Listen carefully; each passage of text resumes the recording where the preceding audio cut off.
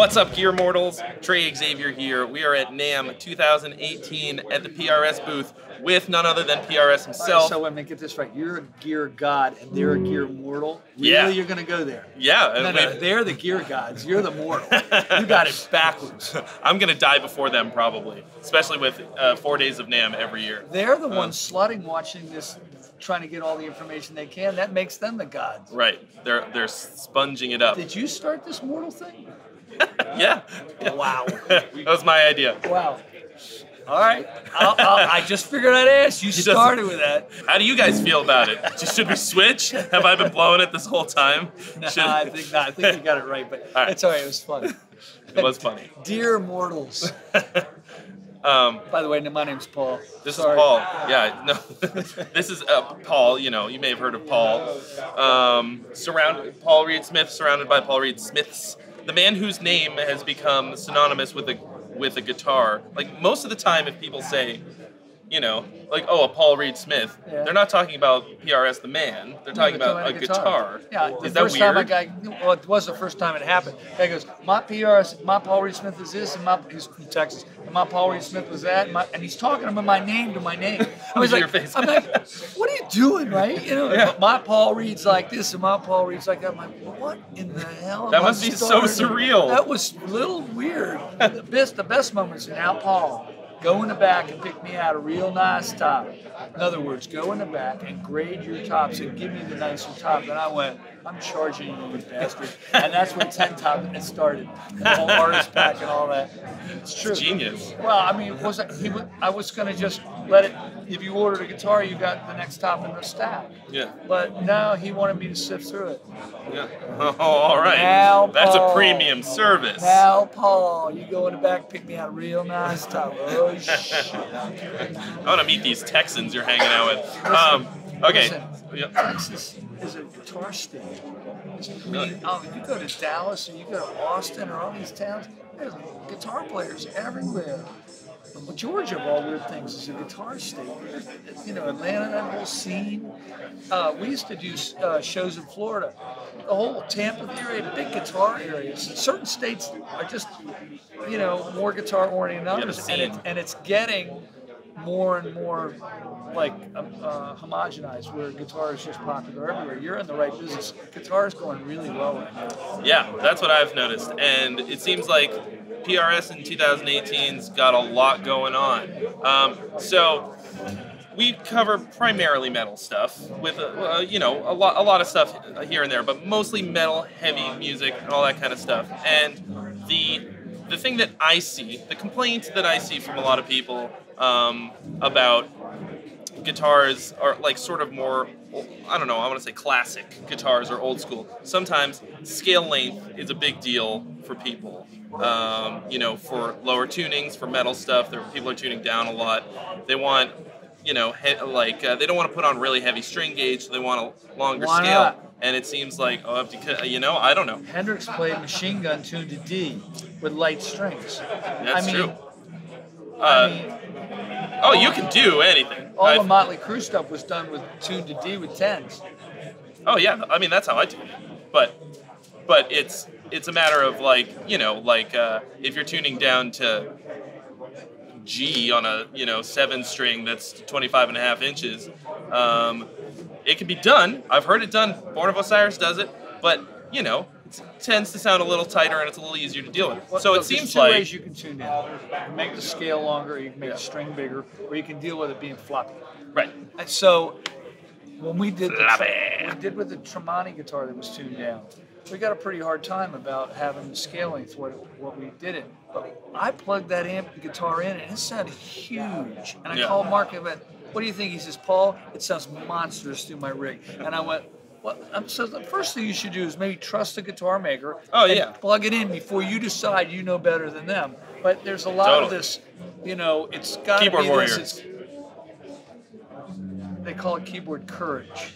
Keyboard courage, yeah. So everybody on the internet's an expert. You know that. They've all got 25 years experience, including the 14-year-old in Waco, Texas. Yeah.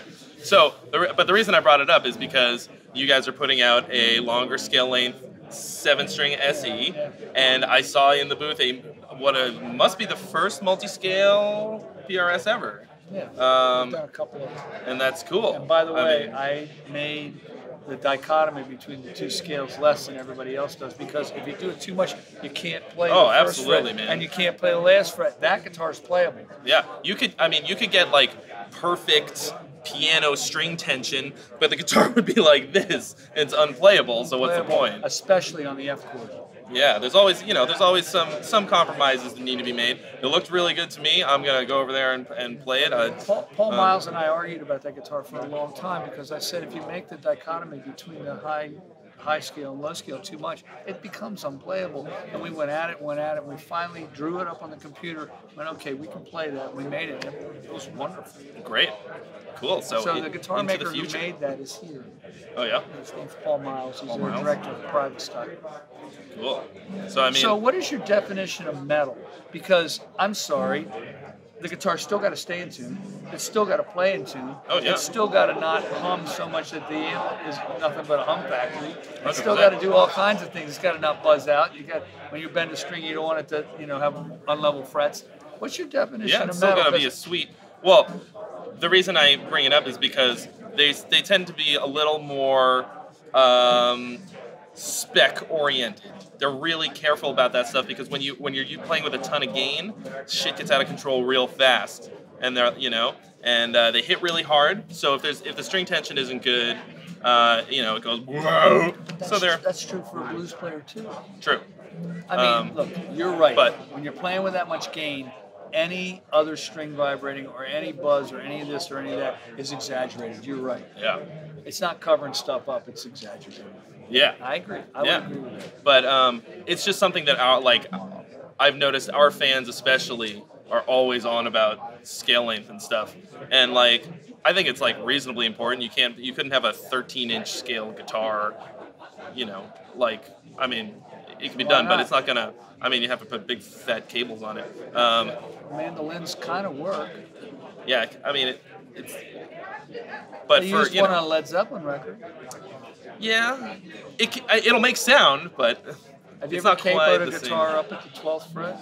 Yeah, when it's tuned to standard. Yeah. That's great. It sounds awesome. Tune it down, it sounds awesome. But that I haven't tried.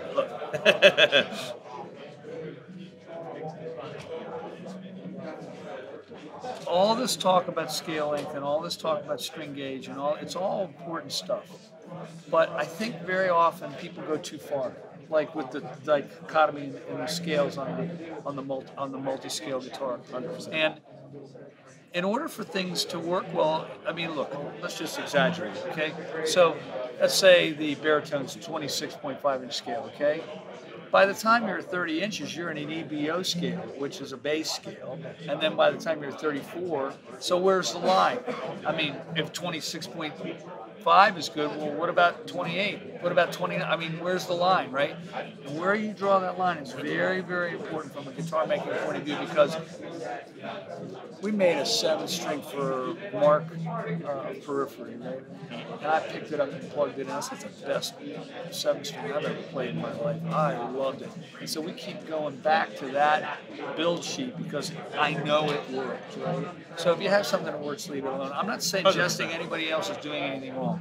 What I'm suggesting is sometimes people can go a little too far. Absolutely. I will not argue with you on that point.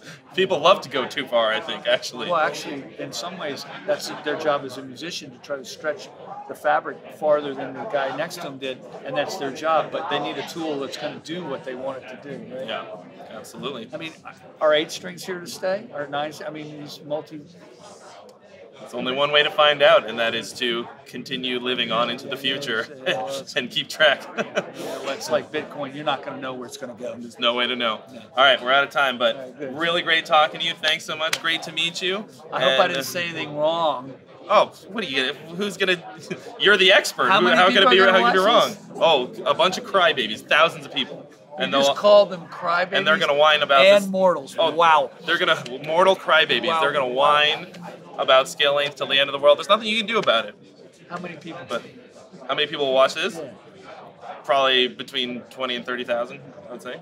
Thank you so much. See you. All right, man. That was great. Thank you so much. Super fun.